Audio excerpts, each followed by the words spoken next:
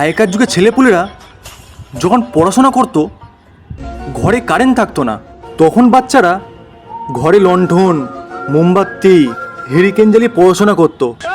তাই জন্য তারা আজ আইপিএস অফিসার, ইঞ্জিনিয়ার, ডক্টর হয়েছে। আচ্ছা, আজ সালা ছেলেপুলেরা সব সালা ঢ্যামনা হয়ে গেছে।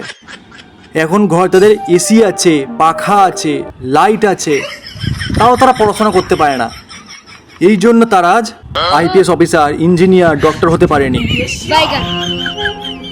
তাহলে মেন কথা হচ্ছে, তাহলে আমাদেরও মোমবাতি জ্বালিয়ে পড়তে হবে। অন্ধকারে মোমবাতি জ্বালিয়ে পড়লে তাহলে আমরা আইপিএস অফিসার হতে পারবো। आप कहाँ थे ज्ञानी बाबा?